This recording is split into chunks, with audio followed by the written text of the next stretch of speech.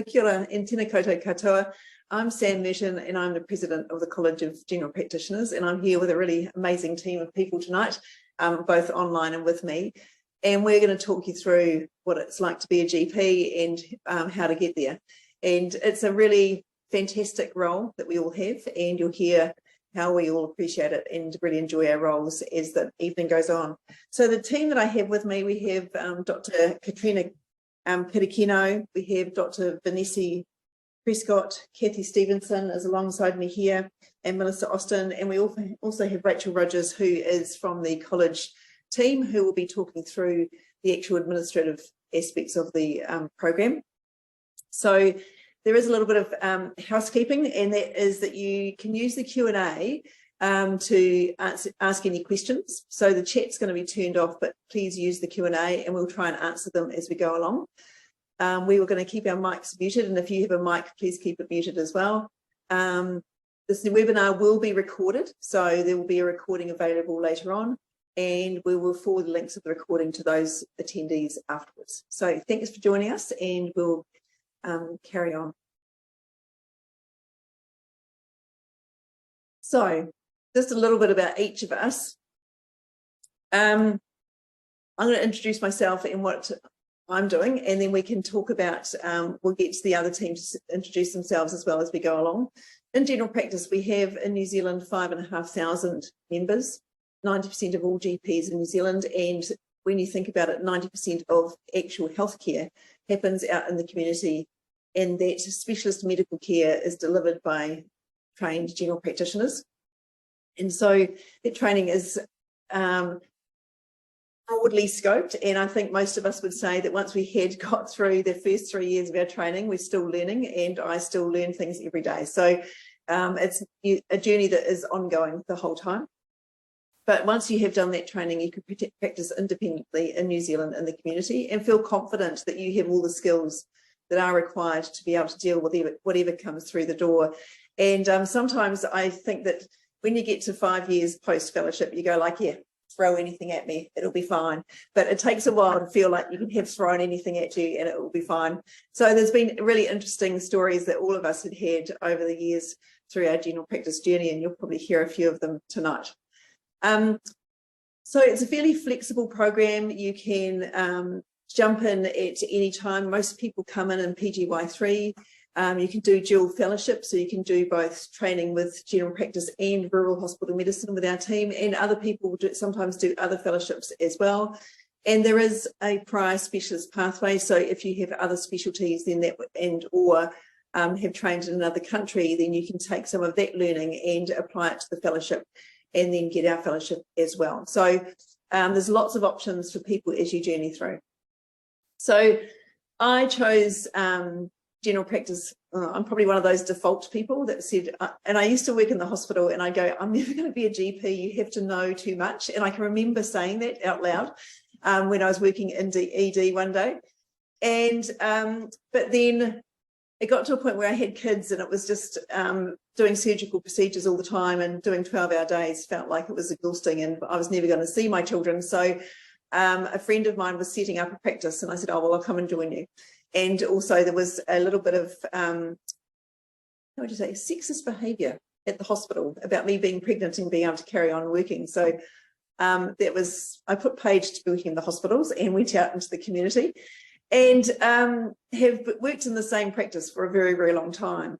And that journey with patients, there are some really good stats about the fact that the continuity with patients, if you have looked after them for more than 15 years, says that they are 30% less likely to have morbidity, they're 30% less likely to go into hospital, and their mortality rate drops by 30% because you have looked after them that whole time, and you know their journey and their life and their health conditions, and you can help to make them really well-beings for their journey with you. So continuity and working with patients for a long time is amazing, and that's part of when I talk to students, I will talk about their journeys.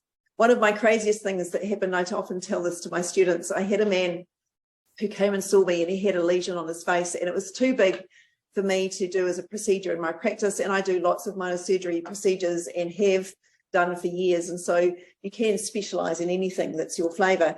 And so, but this was just out of my league, and I don't have a diathermy, and I thought, oh yeah, no, I'll send him and refer him to the hospital.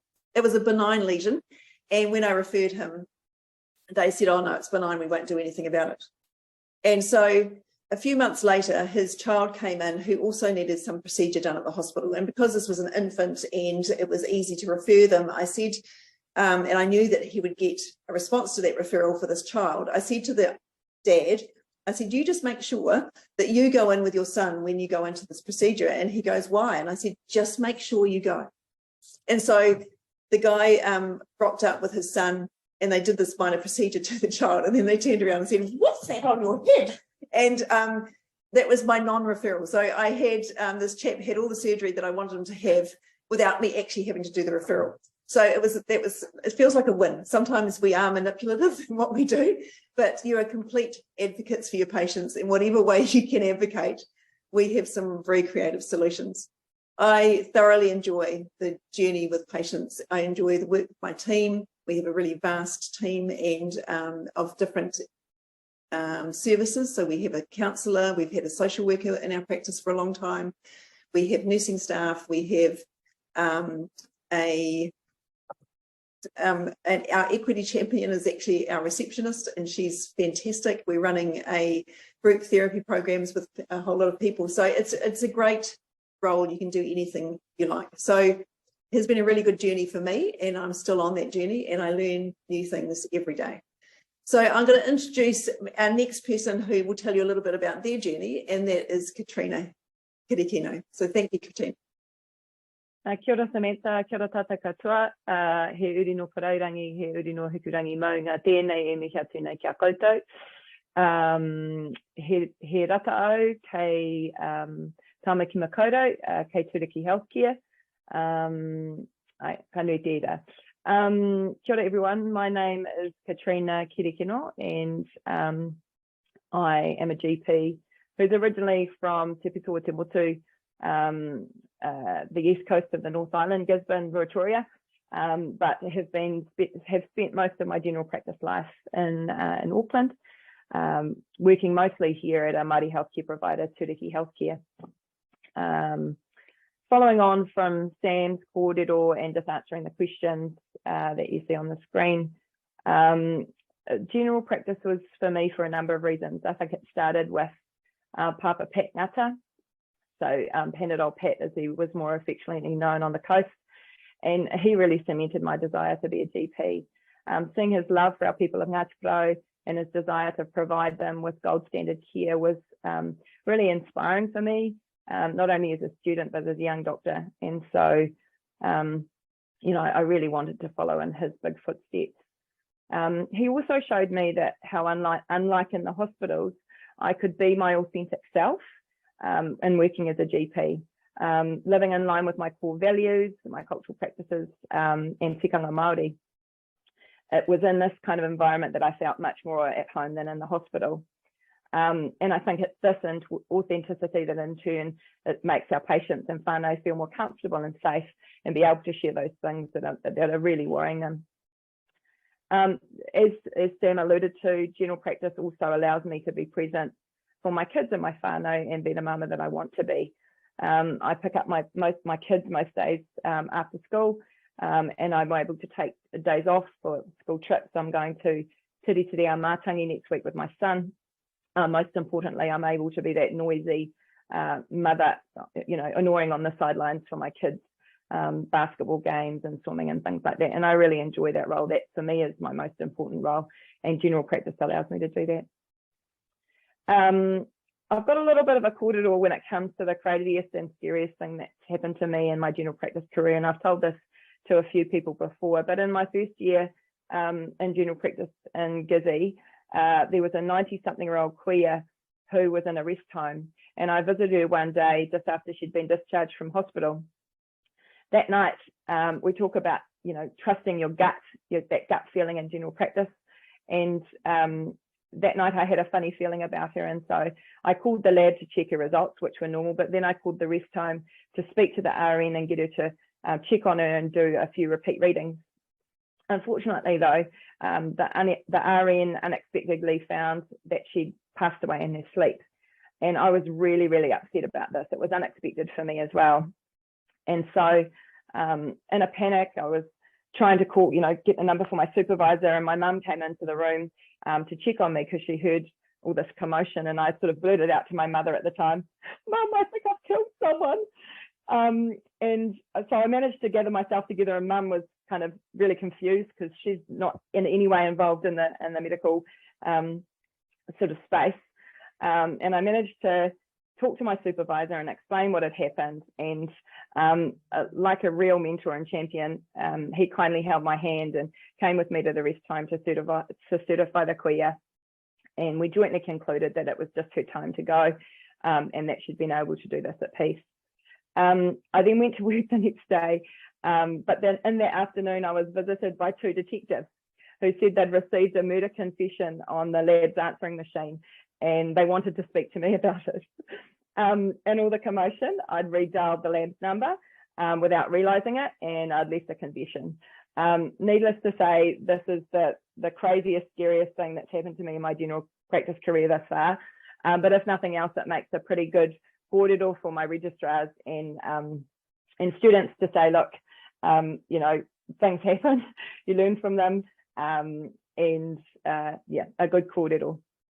I think at the moment what I'm enjoying most about general practice is the calm after the pandemic storm, and getting back to some kind of normality in general practice, which has been really hard for our students and registrars, because when they start, a lot of them started, they haven't seen general practice in its full capacity.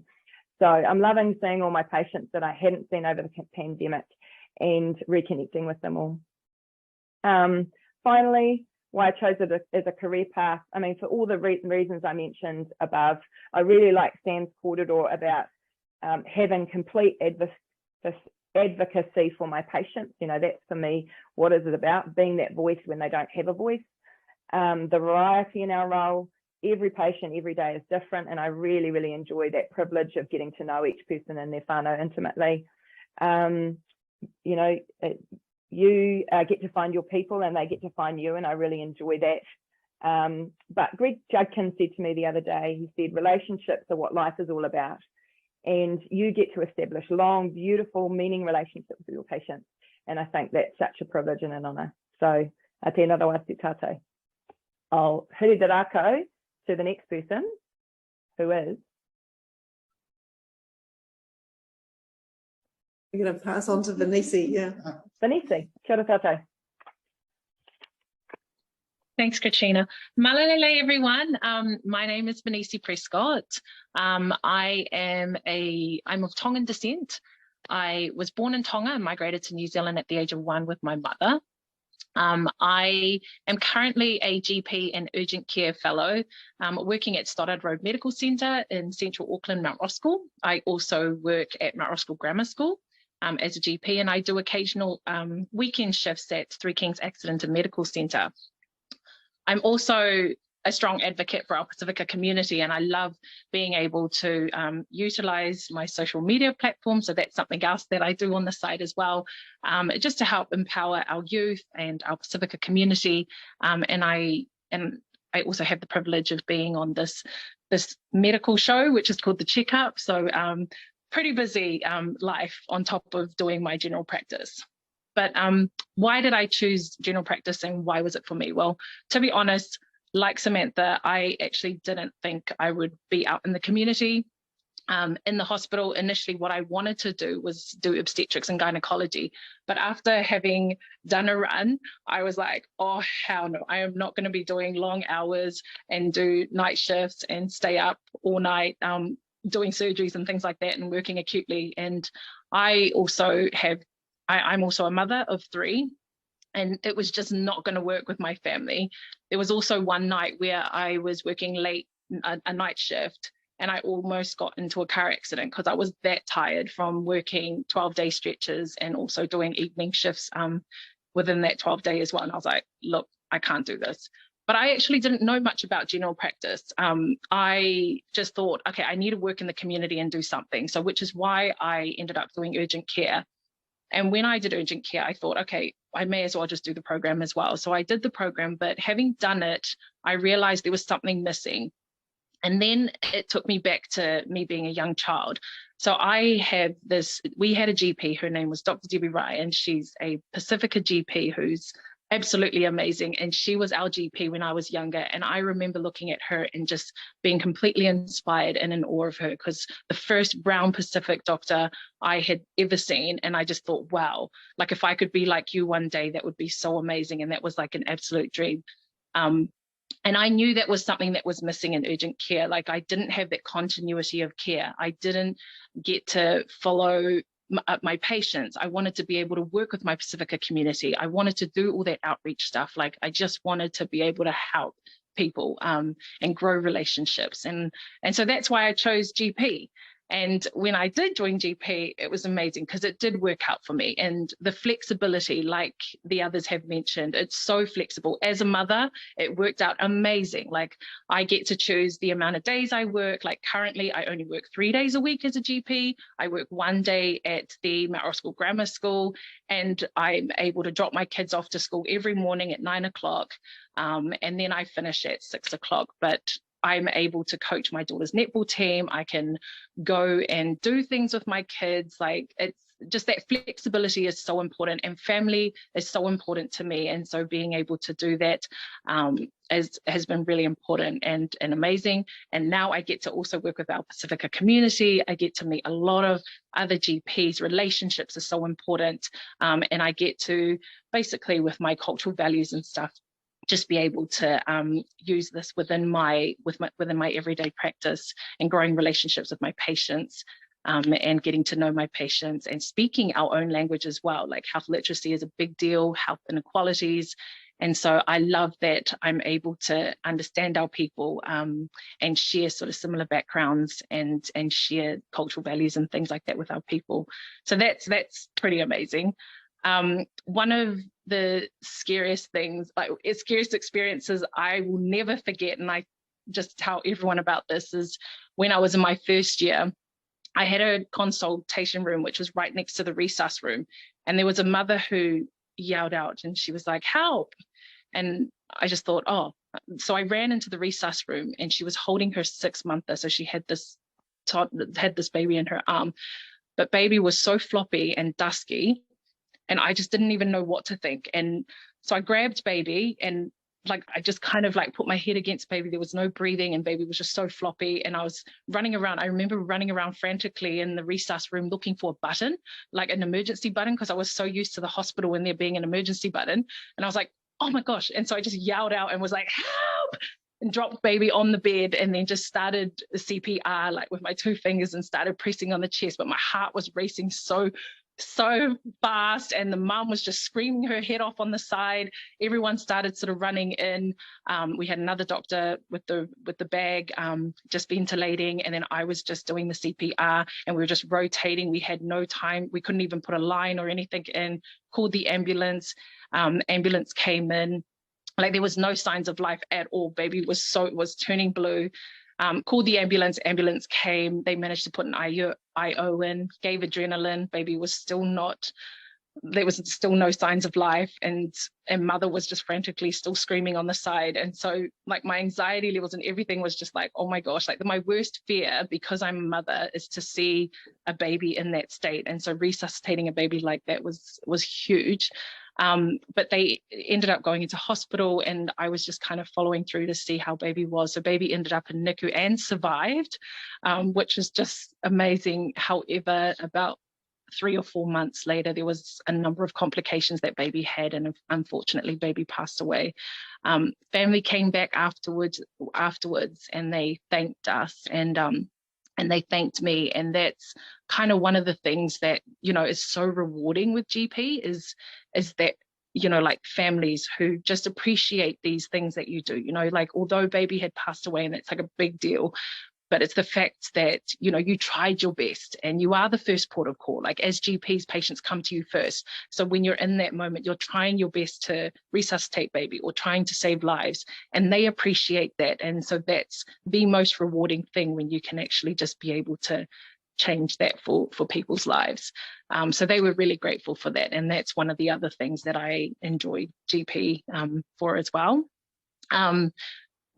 Why would you choose this career? I mean, why wouldn't you? Like, I mean, I just love the fact that, you know, you go into work every day and you just don't even know what's going to walk in the door. Like GP, like I always thought, like, God, if you're a GP, you have to be so smart because you have to know everything, because you're basically from head to toe, like even urgent care, everything. Like you need to know practically everything. But honestly, that's why you've got specialists in the hospital where you can just dial up and be like, I've got this patient, could you just give me some advice? And they're so nice about it. They'll just give you, like, they'll just help. They're so willing to help you.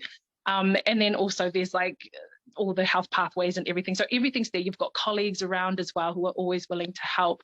And that's the amazing thing as well. Like help is always there.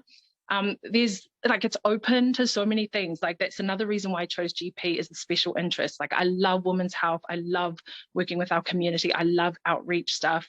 And so I want to also do procedures as well. And so this has given me the opportunity to do LARCs. I'm also doing Myrinas, like IUD insertions and all these extra things that you kind of learn while you're working, and these skills that you probably wouldn't have been able to learn elsewhere. So I'm quite fortunate that I've been given all those amazing opportunities, working alongside all our other colleagues and health professionals as well, like HIP, health coaches, pharmacists, and you get to have all these amazing gatherings, and you're pretty much like a family in your practice, and that's like also the amazing thing. And you get to do other things on the side, like social media, and be on a TV show. But anyways, honestly, GP has allowed me to basically open up my wings and fly, and like the options are endless. And I just absolutely love my job and would highly recommend coming and joining us. Malo. Malo. Thanks so much, Katrina and Vanessa. It's just be aware that probably the reason that we talk about people who've died and how surprising it is because it really happens. And so that's why it's so surprising. You also get people who you bring back from the brink. And I had a chap who came and saw me, and you always have people who come in for a second opinion, and you sort of get quite worried about that. But then you decide that you can't be worse than the previous doctor. So I had this chap who came in, and I just did a finger prick test, and he had this terrible sugar levels, and he came back and saw me later, and he bought me a piece of bone carving, and he said, "You've saved my life, because if you hadn't done that test, I never would have known, and I can change my life now because I know that." And so we're at the beginning of every journey in health for people. We know all sorts of stuff and have really complex roles, and it's just an amazing role to have, and you use every part of your brain and all that medical training that you learned during med school. We use every bit of it. So I'm going to hand over now to Kathy, and she's going to talk a little bit about herself and then the actual program and how it runs. Thanks, Kathy. Kia ora koutou, ko Kathy Stevenson tokaunga. I'm a GP as well. I've been a GP for about 22 years now, and a doctor for a wee bit longer than that. And real privilege to be one of the clinical leads at the college, which is a general practice role that helps kind of with the delivery of the GP training program here in Aotearoa. And yeah, originally from Yorkshire in the UK, and did my medical training in Edinburgh before coming over here for 1 year as a PGY 3 or 4, and 1 year has turned into 27 years now, because it's very hard to leave New Zealand. It's a beautiful place to be.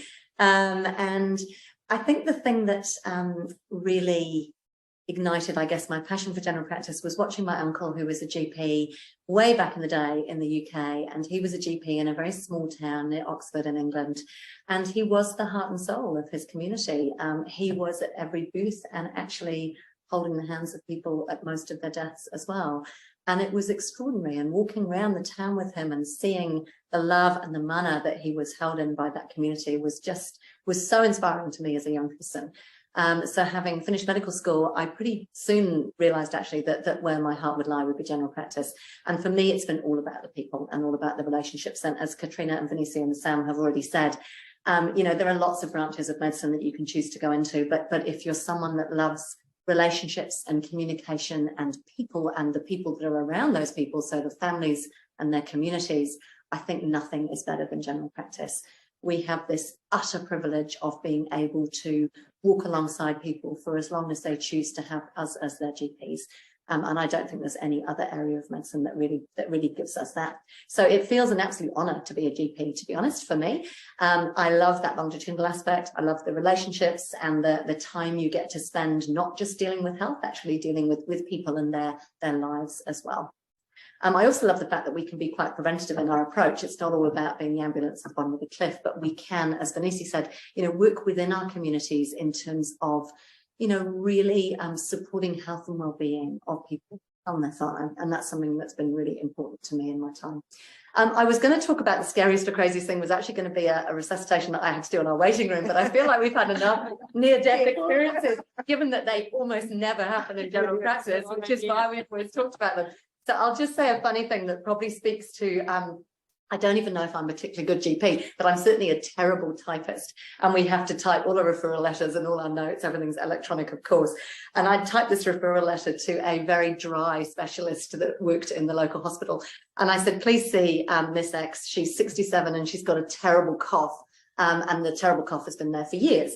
And, a couple of weeks later, I get this letter back from the specialist. I was thinking, wow, that's the quickest letter I've ever had back from a specialist. And it just said, dear Dr. Stevenson, I would recommend you send her to a furniture shop.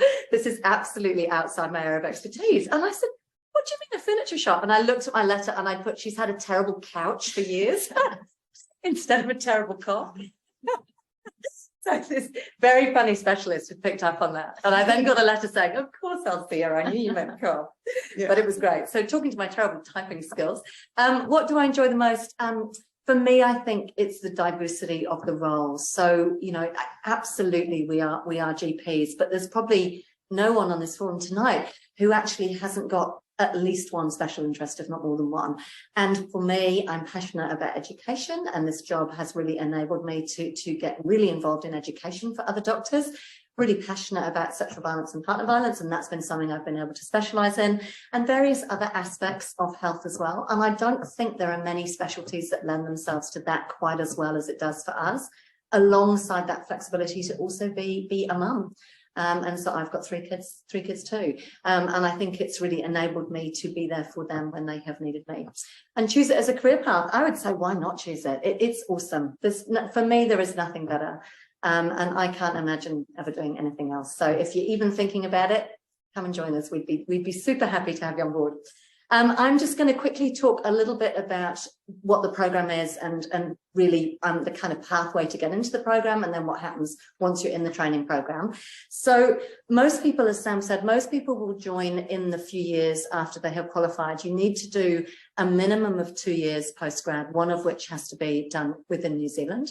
But we have people from all sorts of levels of experience and expertise that join the program. We have people that have fully trained in other specialties and worked for years as orthopods or psychiatrists or other specialist training programs, or people that come in at the PGY3 stage, and they all bring different talents and assets actually and strengths to the program. So whatever stage you're at, I think it's worth considering it.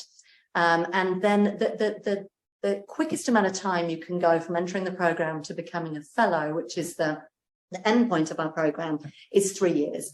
And a lot of people will take a wee bit longer than that. And one of the beauties of our program is you can pause it and go on hold if you want to have babies or support your partner having babies, or take some time out to go and do an OE or something else. So you can go on hold at any point, and you can also reduce your hours to part-time, which means the whole program takes a wee bit longer, but it just enables you to weave life kind of around the training program as well. Thanks, Chris. So the entry requirements, you need to be a New Zealand citizen or have permanent residency. You need to have registration with the New Zealand Medical Council in the general scope of practice. And you have to have, as I said, at least 2 years postgraduate experience. We require 2 referee reports, and they need to be quite current, so reasonably recent, and they need to have known you for at least 3 months if you're going to send us a referee report. And in terms of the RMO experience, you have to do at least 8 runs, and 6 of them have to be from a compulsory list. And Chris, I think you've got that list now, haven't you? So the list is up there for you. I've kind of ticked a few on here in terms of ones that I think can be particularly useful. But as I said, people come with all sorts of backgrounds into the training program. And because you're adult learners, if you've got a gap, so say you have done general medicine, cardiology, dermatology, you've done some general practice work, but you've never done a pediatrics run, it's not going to be the end of the world. And what you will do in the program is identify that as an area that you want to focus your learning on and make sure that you're in a practice that will enable you to see lots of kids coming through the door. So there's no hard and fast rule about what you can and can't do, but you need to have at least 6 compulsory runs to come in and 8 runs in total. I would highly recommend, if you get the opportunity, either as a med student or a TI, to do a run in general practice at least. I think it gives you a real flavour of what it's like. And lots of the people applying for the programme point to that as the thing that inspired them actually to become a general practitioner. So I think it's a really enlightening opportunity if you get to do it. And there should be more support for people to be able to do their PGY1 3 months in PGY1 or PGY2. I must admit that when I first went into general practice, I'd done lots of surgery, and I was convinced that if anyone came in with an asthma attack, I was going to kill them because I had no idea what to do. I'm sure you wouldn't have done. No, actually, but yeah. Fortunately, they all survived me. Yeah. Can you go to the next slide, Chris? Thank you. So the program is a 3-year program. At the moment, the program is very much front-loaded. So the first year is by far the most intense year and also the most supported year. And it's at the end of the first year that you will sit both your exams, and we have a written exam and a clinical exam, so like an OSCE type of exam. But during that first year, I actually think it's probably the year that the registrars love the most. You get placed in these regional seminar groups. And so you're working in a practice for 3 or 4 days a week with a teacher in your practice who provides kind of on-site day-to-day learning for you. And that's an amazing relationship to have. And then 1 day a week, you're released from the practice to go and be with your regional peers. And those days are facilitated by medical educators. And I think not only do you get wonderful learning in those seminar days, you see a variety of specialists. That's where you practice your communication skills. It's where you do your reflective practice sessions. But you also build these incredible relationships with your peers in that seminar day as well. So people love those seminar days. We support you at the college end in terms of we provide a curriculum and an online platform called Te Ara, and that has lots of course descriptors, learning outcomes that you need to focus on, and lots of resources. So once you've identified your areas of learning need, you can go and kind of pursue that in your own time. And as I've said, at the end of the year, you will be expected to sit the written and clinical exams. For college employed registrars, and we'll talk about the difference between college and practice employed in a minute, the college will place you in 2 practices during that first year. So you'll have 2 6-month placements, and we try where possible to vary the placements up a little bit. So we will try and give you one practice that has maybe a higher needs population than the second practice. So one practice might be rural and the other practice might be more urban, to give you exposure to a lot of different patient populations. And people love that, the kind of variety they get in that first year. Thanks, Chris. So the program costs, you've got 3 choices in year 1, which will determine how your training years are paid for. So you can be college employed. And if you're college employed, that's the option we were just talking about, where the college places you in a practice and you have 6 months with one practice and 6 months with another, and you're employed directly by the college during that 12 months. And the salary for that is remunerated around about comparable with other kind of specialist training programs as well. All the expenses associated with the training year will be paid by the college if you're college employed. You can choose to be practice employed, which is if you are already working in a practice that wants to put you through the training scheme, or you choose to approach a practice that you know is looking for a trainee, and they can employ you directly, and you work at that practice for the whole of the 12 months. So you don't get the beauty of that, variety of 2 different experiences during that year. The training fees will be paid by the college, but your salary will be paid by the practice if you're practice employed, and you need to pay the clinical and written examination fees and other bits and pieces as well if you're practice employed. The last option, which is probably our least utilised option, is being a self-funded registrar. So that means if you're employed by a practice and you're working in that practice for 12 months, you can decide to put yourself through the programme, and the cost for that is around $45,000 plus GS.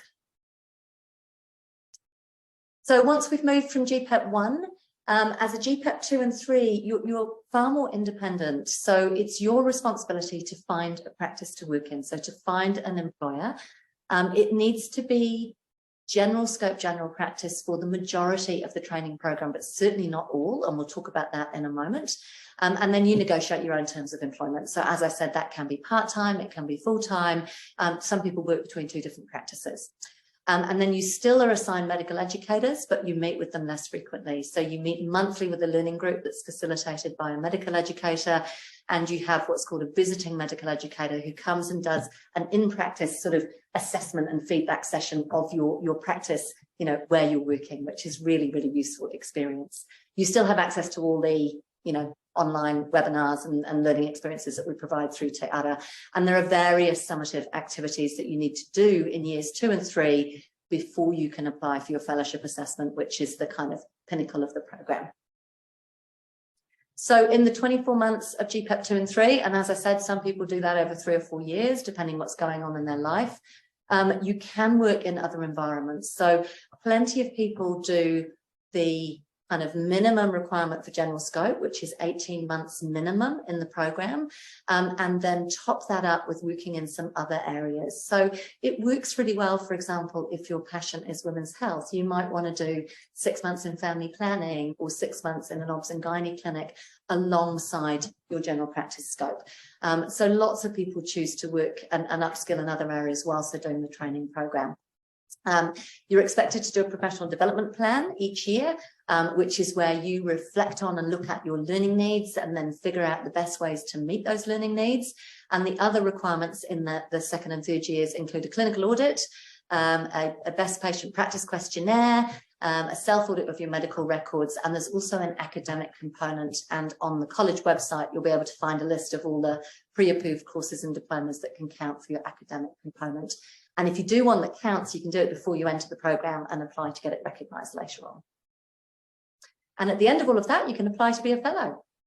So once you've completed all your requirements, that's all the formative requirements and passing both the written and clinical exams, then you can apply for your fellowship assessment visit, and a fellowship assessor will visit you in your place of work. And again, they're observing you doing what you do every day. So by that stage, you know, most of our people coming up to fellowship are working as extraordinary independent GPs and fly through the fellowship assessment. And once you've achieved that, you can work in any capacity as a GP that you want within New Zealand. And the photo you'll see here is Sam awarding one of our recent fellows at the college conference. And it is it's a real honour and a privilege actually to watch them come through and graduate from the programme. Yeah. And I think that's all from me. Am I handing over to? Yeah. Oh, very quickly, internationally trained GPs. If there are any people on the webinar tonight who are from overseas, if you've completed specialist training overseas, particularly as a GP, there are some alternative pathways depending where you've done that training. So if that's you and you want to come and become a fellow of the college here, we would suggest that you contact us and we'll be able to talk you through what the options would be for you depending on your individual circumstances. And we would, yes, strongly encourage you to come and join the college here.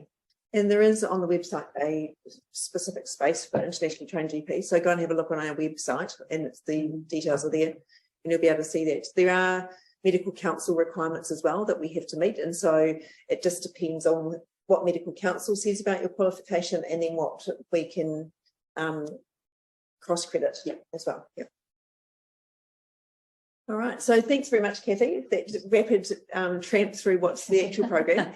And then thank you, Melissa, because Melissa has recently, still on the program? Still on the program. So recently joined the program and has first-hand experience of the last few years. So thanks, Melissa. Thank you. Yeah, kia ora, everybody.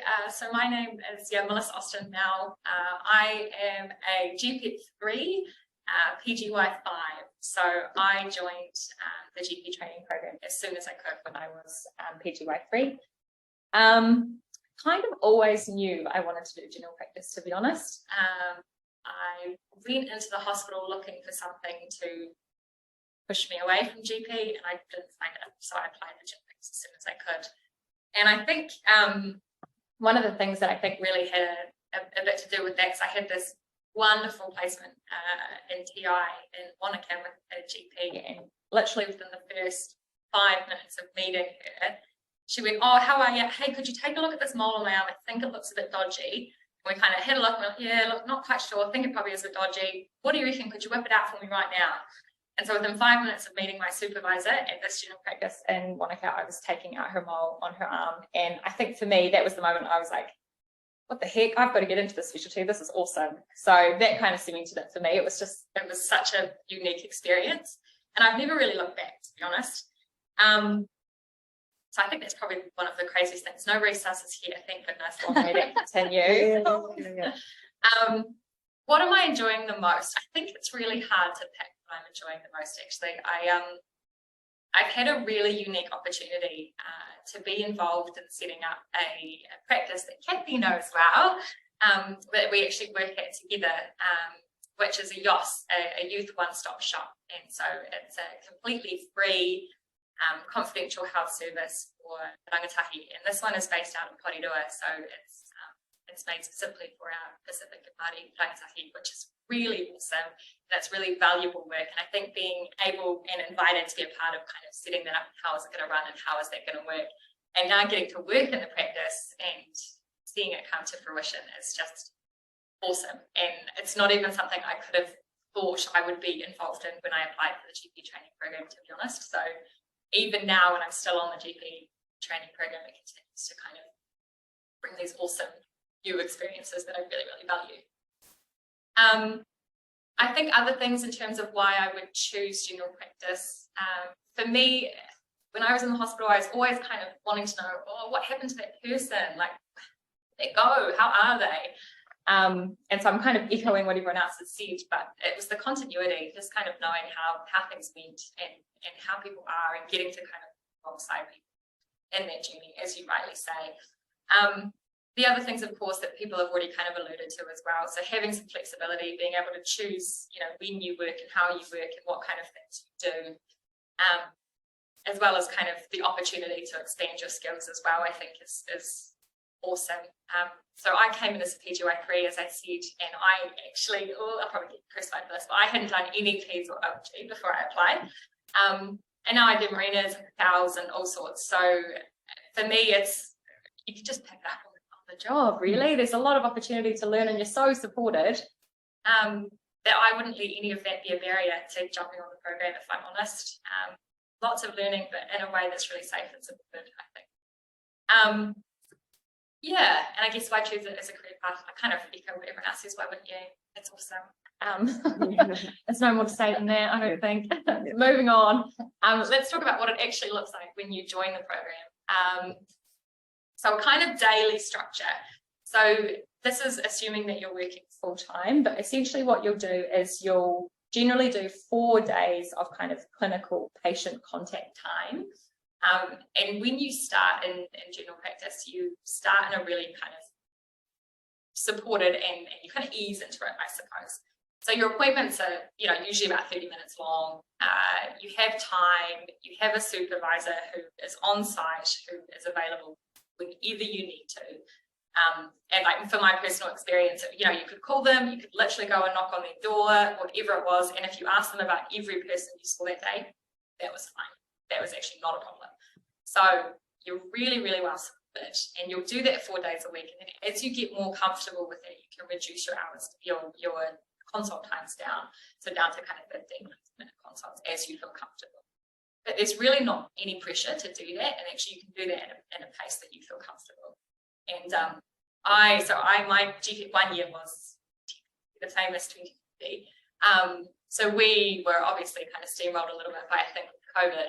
And I actually took, you know, I was still doing 30-minute consults at the end because I just hadn't had as much exposure to patients as others had by that time. And that was fine. There was no pressure. And I'm doing 15-minute consults now on my job, so it hasn't affected my kind of progression through things either. From a weekly point of view, so just with following on that last bit, so from a weekly point of view, you will do the seminar days, and totally echo what Kathy said about those. So essentially it's all the registrars in your region. You come together once a week and you're kind of facilitated by senior medical educators. So for example, in Wellington, that's 4 senior medical educators. And use it as an opportunity to get some teaching and to learn from other specialists and practice things like role plays, which yes, you will do role plays. And I don't know if you'll ever come to love them, but you will acknowledge that they're helpful by the end of it. But mainly it's an opportunity to just kind of debrief and hang out with your peers and actually just see how everyone's going, which is really, really valuable. And you come to love your seminar days. They're such a good part of the week. Yeah, so all the kind of leave entitlements, that sort of thing. So look, this slide pretty self-explanatory really, but it's there to highlight the kind of support, I suppose, from a leave point of view and in terms of payments as well that you can be entitled to. So obviously you've got some really nice leave, you've got some study leave there to take into account, you know, your exams at the end of the year. I should emphasize this is for college employed registrars. But, you know, you've got all of these kind of entitlements here. You've also got entitlements to some contributions towards attending conferences, CME, relocation, all sorts. So it's kind of very on par with what you could expect in the hospital as well. And then after hours. So this has even changed since I was doing GPEP 1. So it used to be that you needed to do some time in a kind of A&M session. But it's now been changed to kind of recognise any acute setting. So that can be within your own practice. That can be if you're the acute doctor or if you're seeing respiratory patients like lots of us are at the moment and have been for a while. All of those can be recognised as kind of after hours shifts. And essentially you need to do 5 of these sessions per 6-month attachment. And they last 3 to 4 hours each. So it's very, very manageable, less than a session a month. And you get that time to claim back as time off in lieu from your normal kind of GP day as well. So certainly not a huge after hours burden considered. And same thing, you always have a kind of fellow as well, on-site and available, similar like you do when you're consulting in your normal day, that you can ask and interrupt if you're just unsure about a patient, and that's totally fine as well. Cool. Oh yes, now the assignments. So very manageable, to be honest. So there are some 1-pagers that you need to do, and generally what that is it's a kind of simple, as I say, 1-pager summary of a case that you've seen. Sometimes it might be a thing called a match question, which an old favourite is kind of picking a rash, picking a diagnosis, and you have to kind of figure out which rash is which diagnosis, those sorts of things. What the evidence base suggests, so kind of looking through literature and summarising an issue or a case that you've seen in your clinic. You do have to do video consults. You do have to film yourself seeing patients. Again, it's okay. You will review it with your teachers and things as well, but it's done in a really safe, supportive environment, and everybody has to do it. So it's just one of those things. But there is actually quite a lot to learn from seeing yourself consulting, and you see things like I found that when I was consulting people, I was almost horizontal in my chair. I don't know what was going on, but I was so relaxed, it was ridiculous. So it's really good to kind of see that, like, wow, I need to sit up straight. Other things that you'll do, so you do get a patient feedback questionnaire, and you do that in your first year as well. So generally that's 50 patients who kind of give feedback on how you practiced and how they found you and all that sort of thing, which again provides some really valuable insight, I think, into how things are going before you. Bit of an audit, and you can generally pick the topic as well.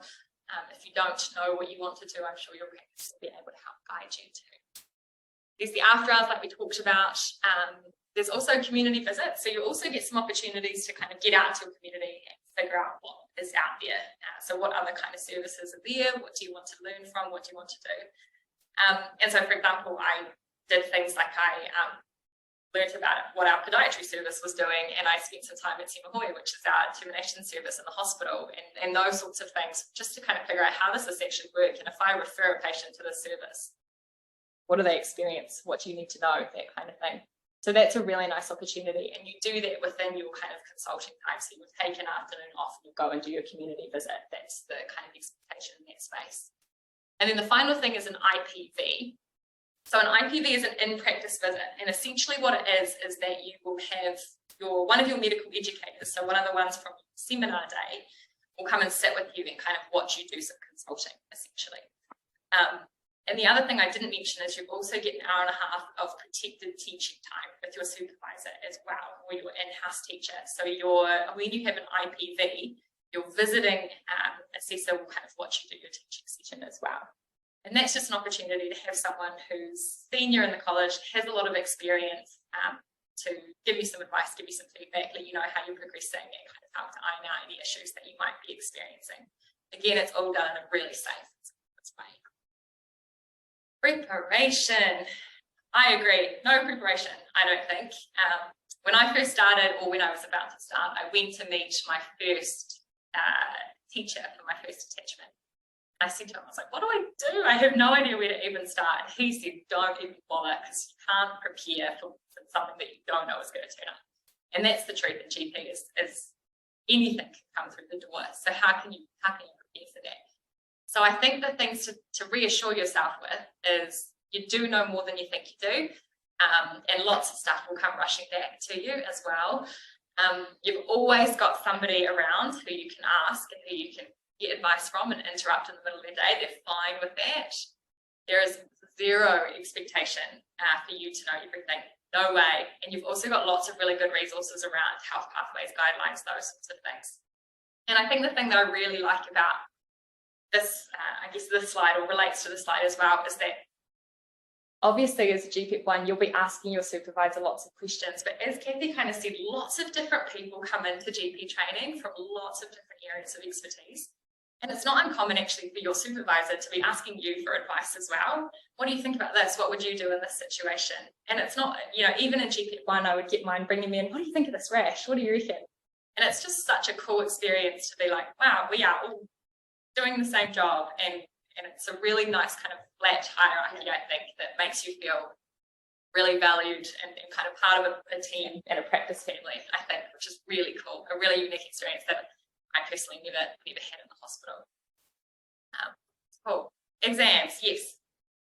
So you do have exams. So you have got the OSCE, which essentially is, as I'm sure lots of you already know, is the kind of in-person clinical exam.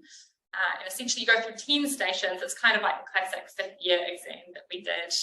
And you have different, I guess, purposes of the station. So one might be an examination. You might have to explain your management. You might have to explain the condition, essentially, to the patient. And I've just got some friends who did the medical exams. Definitely don't need to start studying a year out. They did. We had a study group and we started studying about 3 months out, and it was totally fine, actually. You'll also have a written exam, which takes the form of an MCQ exam, covers everything, but again, study groups are helpful. Reviewing local guidelines and pathways are helpful. We started 3 months out and that was fine. And there's so much learning that you do just by doing the job, and just by being in the clinic, that actually you pick up lots of the stuff just because you've seen it before. So definitely not anything to stress about, I don't think. Moving on from GPEP1. So I'm GPEP3, but GPEP2 and beyond. So you're right, you do move into negotiating your own contract. And so you do kind of approach practices, ones that you might like to work for, and kind of discuss how that might go and what that might look like. There's lots of support to do this as well. So you can talk to GP Regis more senior than you for advice about how they did this. You can talk to medical educators about this as well. Essentially, there's lots of different ways that you can do it. So you can do it as an employee, where you're kind of on a salary similar to the idea of how you are in the hospital, or you can do it as a kind of locum, where you kind of offer your services and have a little bit more autonomy, I suppose, in terms of how you work. And the way that you can be paid is different as well. So if you're an employee, you can have the salary like we talked about. Some people will be an employee but will be paid on a kind of sessional rate. So for every half day they do, they'll get a kind of fixed amount. And then some people will work on a commission base, which essentially means that they keep a certain percentage of the income that they generate for the practice. So there's lots of different options. There's lots of opportunities for flexibility, and there's definitely something to fit everyone, something that you can find that will work best for you. Other things that you can do that you can get involved in. Kind of the sky's the limit, really, in terms of what you can do, particularly moving on from GPEP1. I talked about the 502, which is the YOS that I've been involved in the Poirua. That's something that never even thought would be an opportunity. At my other job that I work in, I'm part of the clinical governance group, so I help to kind of improve the practice and make changes to the practice. And that's another thing that I really value about GP, is that we can look at a situation and go, this isn't working for us actually, and so we're going to change it. And there's a lot more kind of autonomy and buy-in, I suppose, to be able to do that. Yeah, I've listed some examples there, but really there's just anything you can think of really is what you could get into when you think about GP. I think that's me, but go for it, honestly. And I'm happy for people to reach out if they have more questions, but the best decision I've ever made, that's all I'll say. Thank you. Thanks, Mel. That's really great. Because time's tramping on, we'll move straight on to Rachel, and we'll just go through the application process. Yeah. So I'm Rachel Rogers. I'm the manager of the admissions and registrar support team. So my team looks after the admissions process for college. The applications for the next intake open mid-February. So there are a few changes that might happen between now and then in terms of personal questions that we ask as part of that process. But look out for those, for that, the application's been open. For all applications, we do a screening process. So if you've met all our criteria, you can get accepted onto the program without having to go through an interview process. If you have any sort of query, if there are any queries about qualifications, or we just need a bit more clarification, we will meet with you. Once you've been accepted onto the training, you have a Zoom interview with one of the college educators from your region, and with them we talk about which is the best practice in place. So there's a few things that we need alongside the application form. All of those, so for college employed registrars, we've just had a new increase in salary, which brings it up to fairly comparable with the practice. There are a number of other benefits that college employed registrars get as well. We pay $1,300 per attachment to cover NPS, APC, and any equipment needed. Membership fees are covered, exam fees are covered. And so if you relocate to a attachment, you're eligible for a taxable allowance of $350 per week, which very quickly adds up. And that just that's if you're living within 30 kilometres of the practice that you're working in a rural area. So it just means that if you were normally resident maybe in Auckland and you decided to go up to Northland, or you went up to somewhere in the Waikato and you're very rural but close to the practice that you were working in, then you'll get that $350 a week. So it's a new thing that we've had this year, and so it'll really come into effect for next year's cohort that are coming through. So when you apply, you nominate a preferred region, wherever possible.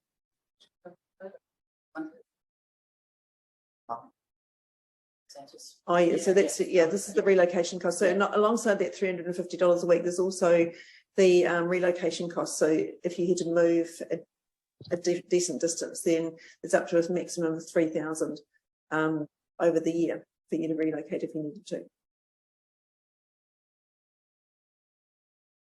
So eligibility requirements, Kathy about a few of those before. You need to have completed 2 postgrad years of experience and have a total of 8 runs by the time you start the first year program. So you don't need to have completed all those runs before you apply, but they just must be completed by the time you actually start. And you also have to have general registration and medical counsel. If you're not a New Zealand citizen or a permanent resident, you may be eligible for funding through Health Workforce Ministry of Health. To meet those requirements, you have to have a commitment to living in New Zealand, including the intention to obtain a permanent resident visa, a willingness to work in one of our high risk or rural practices, and we will actually do the application on your behalf.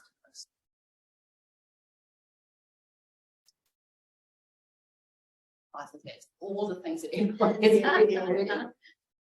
Yeah. So just on that note, I think the other thing that you note that both Kathy's been in leadership in education, I've done leadership in education for a long time as well. President of the college, you can get voted onto boards, you can be in governance committees at your own practice. Katrina and Vanessa have got roles that are outside of their general practice but are in a leadership role. So there's enormous numbers of opportunities for you to take on sort of like, you know, professionally develop yourself, and not just in the clinical realm, but in that professionalism realm as well. So, and the governance side of things. So it is a really good opportunity. In many other disciplines, you'd probably be hard pressed to sort of wrangle some of the roles that we have managed to get over the years. Yeah.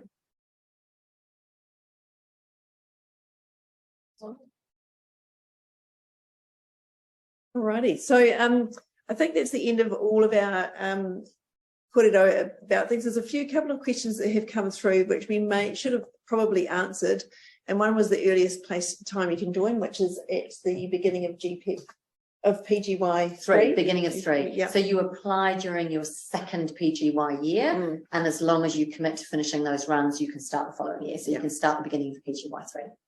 And so there is a maximum time. There is, and it depends on a whole lot of different factors. So I won't tell you the maximum time now, but it depends if you're part-time, full-time, if you go on hold or not.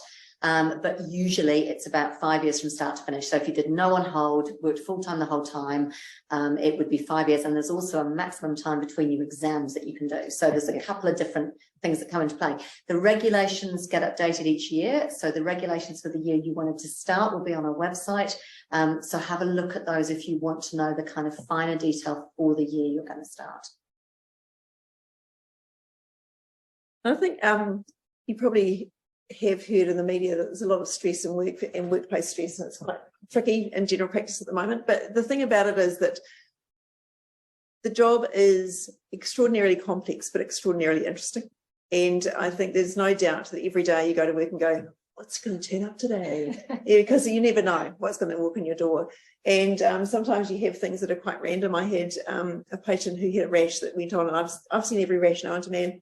And so I went, and she sort of go like, goodness me, I've done this for 20 years and you have a rash that I've never seen before. And so I biopsied it, and it came back that it was 1 in a million. And so I said to him, you've got a rash that's 1 in a million.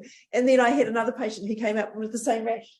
And so now I have two of the 5 people in the country who have this particular disease are in my practice. And the second one came to you because you were a specialist. Yeah, no, he was my regular patient. So the thing is, you get all this fascinating stuff that turns up, and it is really interesting what you do as your job. I don't know if Katrina, GP. Yeah, research. Yeah, so when we talked about your second and third years that you can work outside of just general practice scope, one of the things that you could do is research. So if you apply to the college and say, I would like to spend 6 months of my second or third year doing a clinical research position, if it's of relevance to general practice, we absolutely endorse that. It's really great skills to have. You can also apply to do teaching as part of your general practice program, actually. So there's huge scope to incorporate different kind of aspects of medicine into the program, which we really encourage. And the college has a research fund that if you just want to do little research, so if you sort of think I'll just dip my toe in the water of the research journey, then there is funding for general practice related research that the college has fund for. So, and it is that sort of like a little bit of money. So it's quite a nice way to start. Vanessa, there's a question here about specialising in PEDS or ONG or something like that. And with you doing your women's health stuff, do you want to just talk about how you've managed to get that specialisation going? Yeah, absolutely. So it's awesome because the DHB is now funding GPs to kind of do extra courses on the side just to get your LARC training on board and stuff. And so I'm currently on that program. I managed to go into the hospital to do some PAPAL training, and this is by a specialist nurse, which I'm now allowed to do in the community. And also there's contraception clinics which are based in the community as well. And so I was able to spend a few days, like this is basically on my days off, just doing LARCs all day, which is actually something I would highly recommend, because I wasn't actually able to do that in the hospital. I didn't get as much training, hands-on training, but doing this in the community was good because then you kind of forget all those skills when you're in the hospital. And so the hospital does that for you. The other great thing about it as well is once you get your certificate, you can then get funding specifically from the DHB to provide free LARCs for the Maori Pacifica, the high decile groups, and so there's a certain criteria, but now we can actually do that in the community, which is good. And you can do all that through your practice, so your practice can organise that for you. Your manager can get in contact and then find out how to get onto that program and stuff. Yeah. Katrina, have you got a range of different skill sets and specialisations amongst your team and your practice? Yeah, I think that's one of the beauties of it, right? We're in quite a big practice in Auckland, Māori healthcare provider, and so we decide we sort of have a bit of a hui and decide who wants to do what, and so we're on the second round of divvying out what people want to do. So we've got a number that do, myself and another GP who do specialise in women's health, as Vanessa's talked about, and done that training, and now we're able to provide the training for our younger GPs coming through. We've got GPs who specialise in musculoskeletal stuff, doing steroid injections, and then others who are specialising in minor surgery, skin conditions. So that's the beauty of it, is you can find your niche, and also you've got almost specialists amongst your team that you go to when you have questions about particular things. So we tend to do that internally rather than talk to the hospital specialist. We have enough in our team to go, oh, so-and-so, can you come and have a look at this? This is their area of expertise, or refer it on to them. And so we can do that all internally, which is really helpful for patients because they trust us and they know us. And I think that's super, super important. Yeah.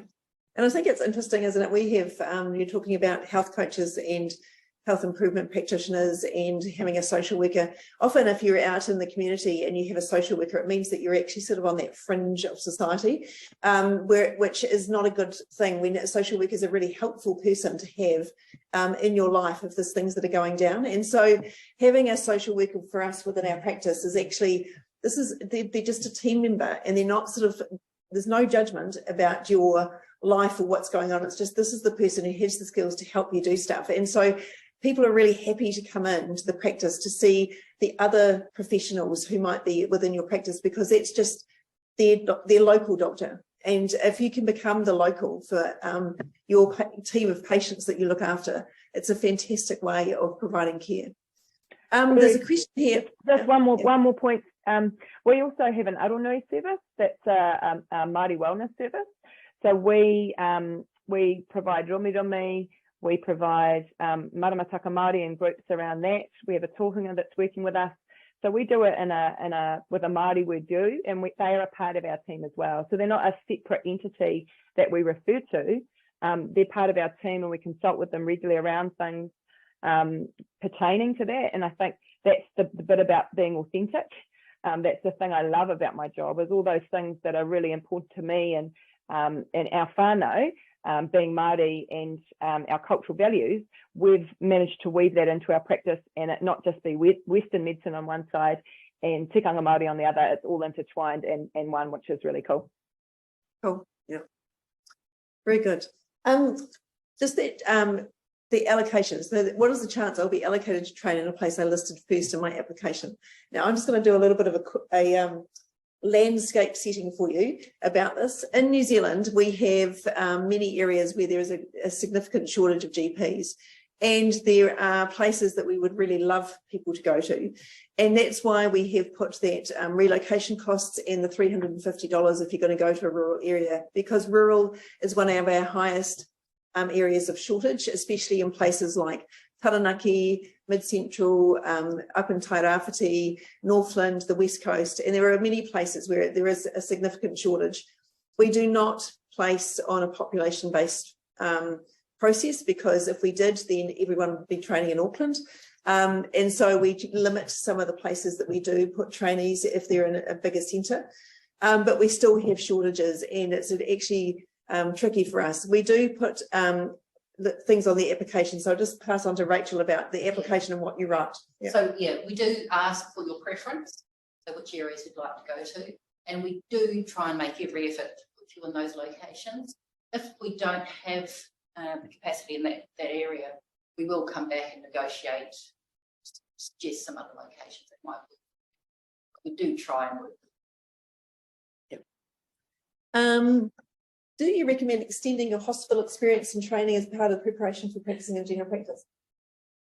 I think that's a really individual decision. I don't know that I'd recommend either way. You know, I'd say get out of the hospital. Yeah, don't have to deinstitutionalise you. No, that's a really good point. Sometimes some of the registrars that struggle the most are the ones that have worked in one specialty for years and years and years and have to unlearn a whole lot. I won't say the stereotype of the orthopod who doesn't know how to communicate, but there is that one. But, you know, they have to learn a whole lot of different skills, having had, you know, embedded other ways of practicing. So it's not always a benefit to stay for ages in the hospital. So, Come to Nirvana first. I think the other thing is that if you come out into general practice, even if you try it in your year PGY 1 and 2 is for 3 months, then the other option is that I've had people who've gone back.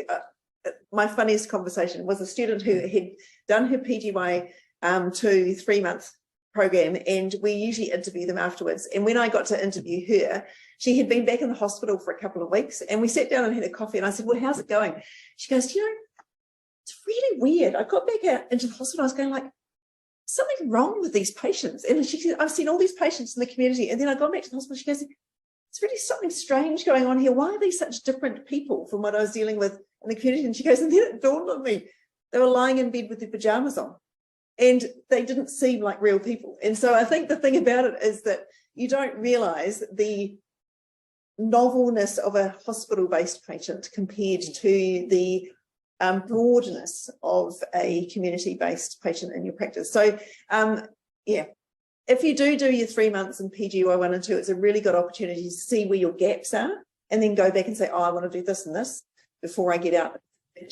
But also, once you've got onto the training program, you can go and do 6 months back in the hospital in anything that you feel you're short on. You could go and join a clinic and do a clinic 1 day a week. And if it relates to general practice, you could do that as part of your training as well. So there's ample opportunity to go back and do other stuff if you wanted to during your training. So don't feel that you're lost to the hospital if that's really what you want to do, but there's plenty of, you'll see everything in general practice. You won't miss out at all. Yeah.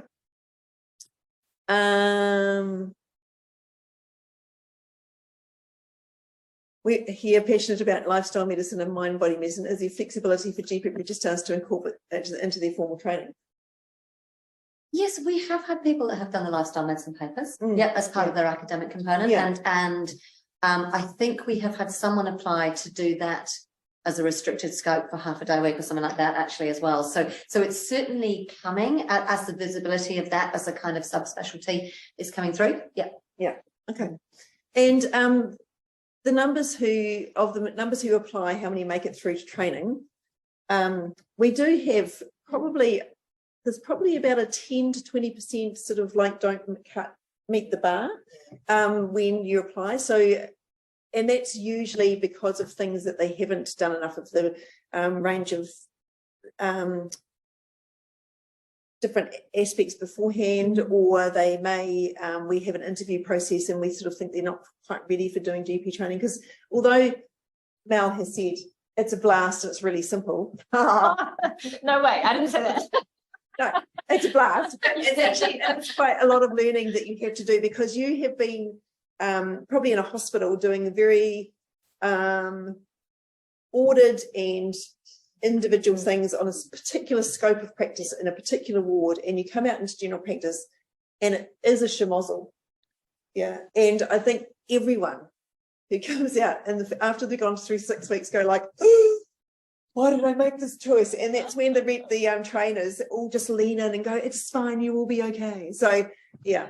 And it is fine, you will be okay. And just on that note, Sam, in terms of those who apply who don't get onto the program, one of the aspects of my role is that we then reach out to people that don't get accepted the first time around, give you a whole lot of feedback about the gaps either in your application, your clinical experience to date, or if there was an interview where you fell down in the interview process, and then you have the opportunity, we'll give you resources and we'll point you in the direction of ways you can upskill and then reapply the following year. And so this year we had 3 successful applicants who weren't successful the year before, who went away and worked on the feedback we gave them. So it's not for us, it's not a, you will never make general practice training. It's, you're not quite ready, here's some things you can go away and do, come back later. Yeah. And that's a very solid process. Yeah.